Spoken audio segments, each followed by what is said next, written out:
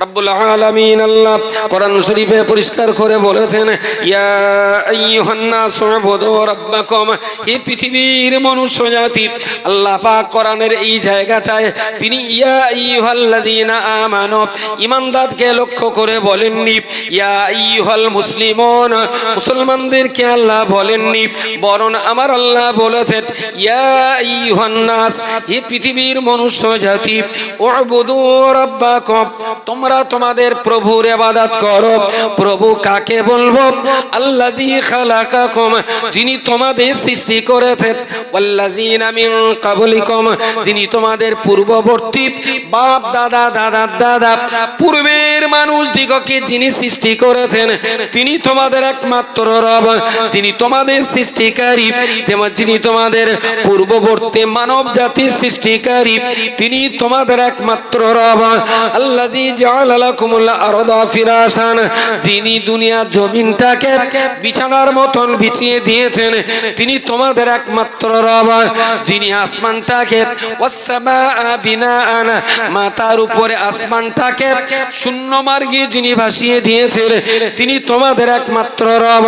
ওয়া আনজালা মিনাস সামাই মাল, যিনি আসমান থেকে শূন্য মার্গ থেকে তোমাদের জন্য পানি বর্ষণ করেছেন, তিনি তোমাদের একমাত্র রব। ওয়া আনজালা মিনাস সামাই মাল ফাআখরাজা মিনাস সামারাতি রিজকান, রে পৃথিবীর মনুষ্য জাতি, আমি আল্লাহ তোমাদিগের জন্য বলছি যে মহান সত্তা তোমাদিগের জন্য ঊর্ধ্ব জগৎ থেকে এই শুষ্ক মাটিতে পানি বর্ষণ করে এই মাটিগুলোকে ভিজিয়ে দিয়েছেন।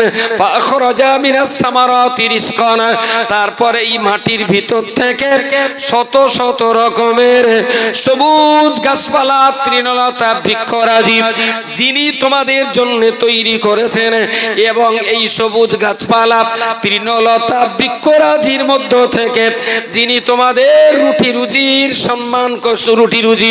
সন্ধান করে দিয়েছেন, তোমাদের জীবন জিন্দেগির যাবতীয় রুটি রুজির চাহিদাকে যে শক্তি, যে মহান সত্তা তোমাদের অভাব অভিযোগকে পূর্ণ করে দিয়েছেন, সেই মহান সত্তার জন্য তোমরা ইবাদত করো। জোরে বলুন সুবহানাল্লাহ। আচ্ছা, আল্লাহর নাম ধরে ডাকতে লজ্জা লাগছে বলেই, আল্লাহর নাম ধরে ডাকতে লজ্জা লাগছে বলেই মসজিদ এখনো 42,000 ভাঙা হবে। আপনি নিশ্চিন্তে থাকুন। বাবরি মসজিদ গেছে, আদিনা মসজিদ গেছে, কলকাতায় 85টা মসজিদ গেছে, এবং সেই সঙ্গে সঙ্গে আরএসএস ঘোষণা করেছে আরো 42,000 মসজিদ সারা পৃথিবীকে তারা নেবে এবং সেগুলো মন্দির হবে। আরএসএস এর এজেন্ডা এটা। তা মসজিদ ভাঙবে না, তা কি করতে রেখে দেবে তারা? সুবহানাল্লাহ বলার যখন লোক হয় না, ভেঙে শিব মন্দির করুক, কোনো দরকার নেই তো মসজিদের। আরে মসজিদ, ওয়ান্নাল মাসাজিদা লিল্লাহি ফালা তাদউ মাআল্লাহি আহাদা। আজকে এই মসজিদে তারাবি হলো, এখানে তারাবি হলো, 2 মসজিদে তারাবি পড়া লোকের সংখ্যা যদি 300 হয়, রাস্তায় মুসলমানের বাচ্চারা 3000 ঘুরে বেড়াচ্ছে। কিসের জন্য মসজিদ লাগবে দেশে? ভেঙে চুরমার করে দেখ। বলেন, 2টো জায়গায় তারাবি হয়েছে, খুব হার্ডলি 300 লোকে তারাবি পড়েছে, আর রাস্তায় যা ঘুরেছে ওই 1.5 ঘন্টা সময় ধরে, সংখ্যাটা কি 3000-এর কম বললে হয়? সব কি উপর দিয়ে এসেছেন? রাস্তার খবর রাখেন না কেউ? রাস্তাতে তো হেঁটে এসেছেন, এই 1.5 ঘন্টার সময় রাস্তাতে 3000 লোক যাওয়া আসা হয়নি? হ্যাঁ, তাহলে মসজিদ রেখে লাভ কি? ভেঙে ওরা শিব মন্দির করুক না। ইসলাম দুনিয়া থেকে উঠে যাবে আরএসএস এর জন্য নয়, শিবসেনা বজরঙ্গের জন্য নয়, ইহুদি নাসারা আর খ্রিস্টানদের জন্য নয়। ইসলাম দুনিয়া থেকে উঠে যাবে শুধু মুসলমানরা ইসলাম পালন না করার জন্য। মুসলমানরা ইসলাম পালন না করার জন্য ইসলাম দুনিয়া থেকে উঠে যাবে। যতদিন মুসলমানরা ইসলাম জান প্রাণ দিয়ে বুকের মাঝখানে জড়িয়ে থাকবে ততদিন ইসলামের কিছু হবে না। আর এই যে মার খাওয়া শুরু হয়েছে এ চলতেই থাকে। ফিলিস্তিনের অবস্থা বুঝতেই পাচ্ছেন, মার কিভাবে হচ্ছে। মনে করছেন কি আমরা দোয়া করছি আর কাল বাদ পরশু থামবে, ঘোড়ার ডিম থামবে? আরো বাড়বে।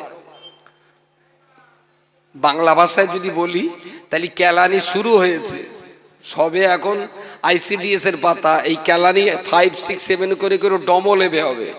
তারপর ইমাম মেহেদি আসবে, ইসারুল্লাহ আসবে, আমরা তখন সেঠো মারা হব। তারপরে যে আবার এই মুসলমান হোঁচট খেয়ে আবার মসজিদে পড়বে। এরা ঝাট বাড়ি না খেয়ে মসজিদে পড়বে না। সে মনে আছে মানুষের কোমরে একটা কি হেড অফিসে কি একটা হইলো, পুকুরি ডুবিয়ে বসে থাকতে হইতো, পুকুরি কোমর মতো ডুবিয়ে বসে থাকতে হতো না, কি একটা হলো। সেই সময় দেখিলেন মসজিদে কেরাম ভিড় হতো। 2 বছর আগে পুলিশ যত বলছে ফাঁকা হোক, শালা মসজিদে মাল তত টাইট হচ্ছে। আবার সে করোনাও চলে গেছে, যেখানকার পার্টি সেখানে চলে গেছে। তা মসজিদ দিকে লাভ কি, ওরা লেলেক না, আমাও করার তো দরকার নেই। যতদিন সুবহানাল্লাহ, আলহামদুলিল্লাহ, মাশাআল্লাহ, জাযাকাল্লাহ, ইয়ারহামুকাল্লাহ এই কথাগুলো যতদিন বলার মতন সুযোগ আছে একটু জম্মের মতন বলে নেন। সামনে দিন আসছে, হাটে ঘাটে মাঠে সুবহানাল্লাহ বলতে গেলে থবনায় কিল মেরে দাঁত গুঁড়ো করে দেবে, সেদিন সামনে আসছে। খুব বেশি দেরি নই, এখনো যখন পড়ার লাইন আছে একটু মন খুলে পড়ুন সবাই সুবহানাল্লাহ। ওনার ডিম আমার মনে হচ্ছে যেন কেক কাটা ছুরিতে ধার দিচ্ছি আমি। প্লাস্টিকের যে ছুরিতে কেক কাটে ওই ছুরিতে ধার দিচ্ছি, ছুরি খয়ে পিঠোপিঠ হয়ে যাচ্ছে, পুঁচকে পুঁচকে পোল্টি কাটে না। যাক, এইভাবে কিছু করার নেই। ইয়া আইয়ুহান নাসু উবুদু রাব্বাকুমুল্লাযী খালাকাকুম ওয়াল্লাযীনা মিন ক্বাবলিকুম লাআল্লাকুম তাত্তাকুন আল্লাযী জাআলা লাকুমুল আরদা ফিরাশান ওয়াস সামাআ বিনাআন ওয়া আনজালা মিনাস সামাই মাআন ফাআখরাজা মিনাস সামারাতি রিজকা।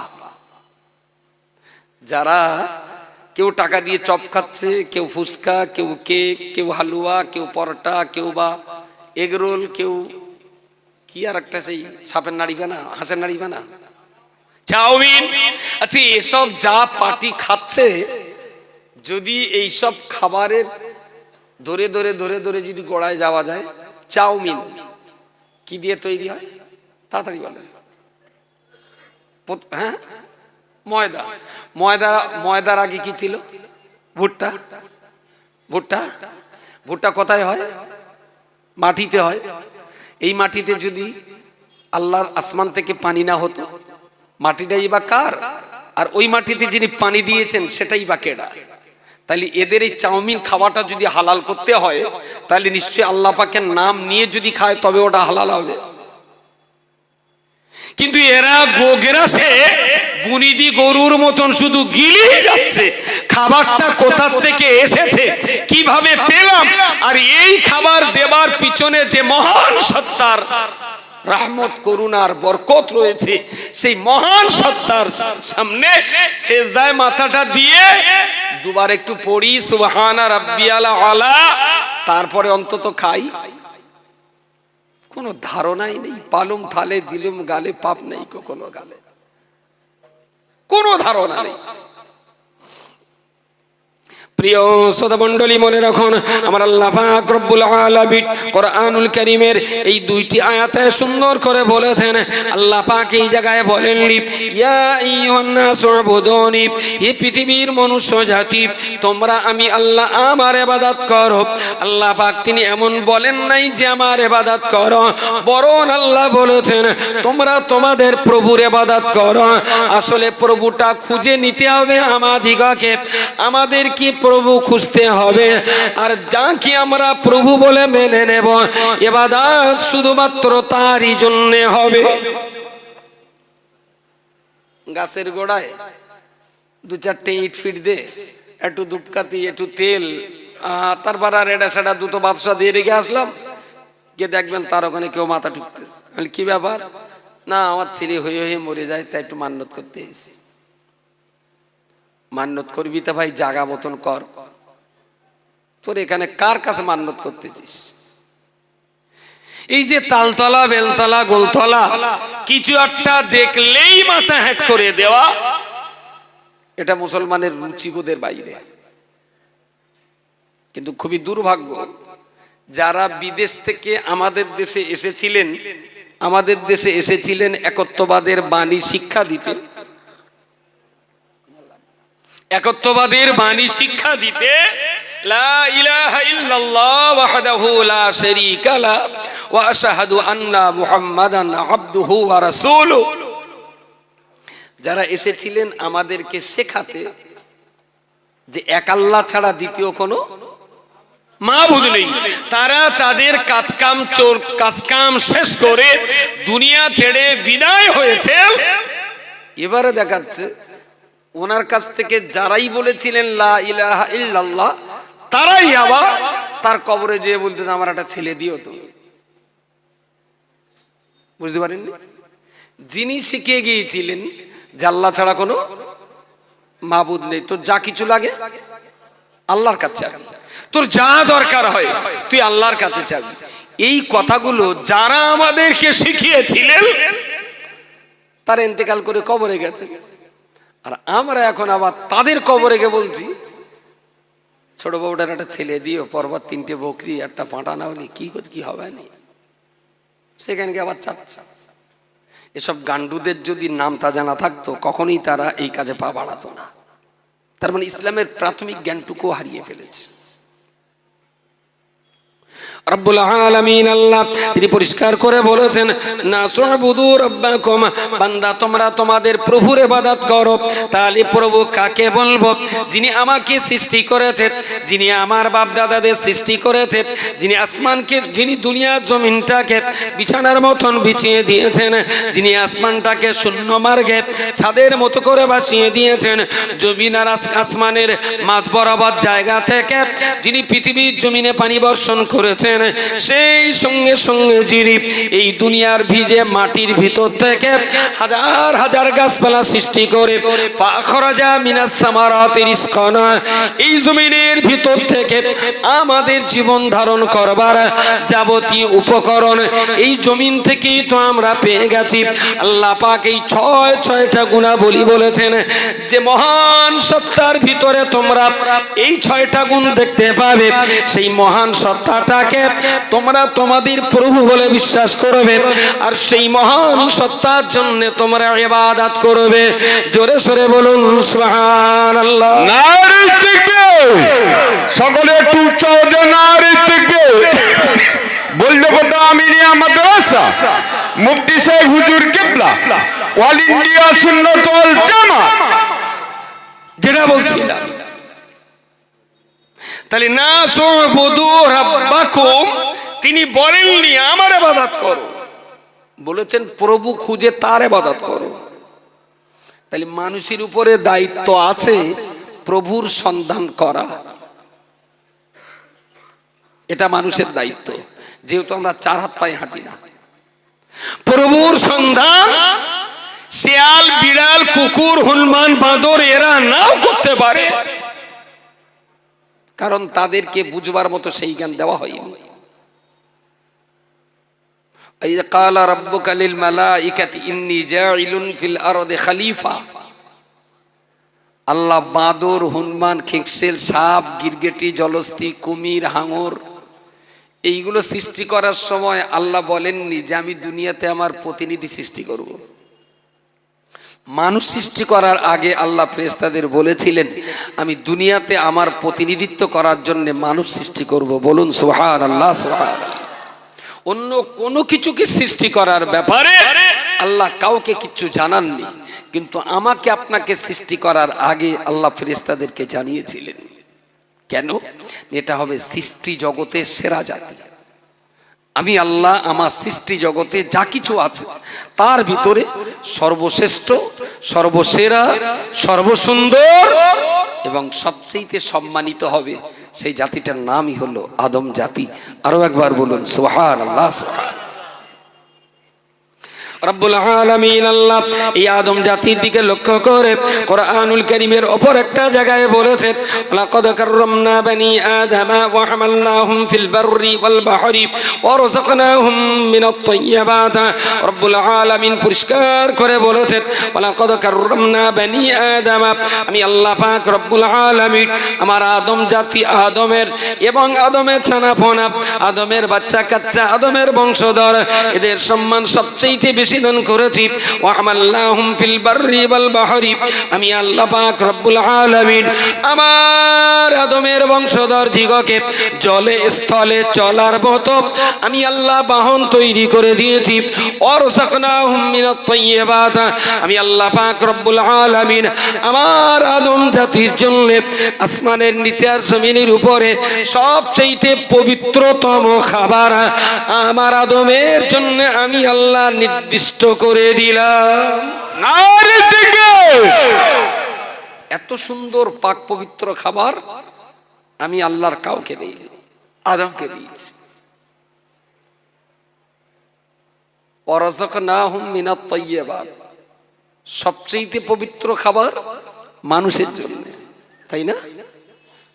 যদি সবচেয়ে পবিত্র খাবার আল্লাহ মানুষের জন্য সুনির্দিষ্ট করে থাকেন তাহলে 2024 সালে দাঁড়িয়ে বলতে হবে মুসলমানের বাচ্চা সবচেয়ে যেটা ভালো খায় সেটা হলো গুটকা, তেরঙ্গা, শেকর, চুটকি, শান্তি।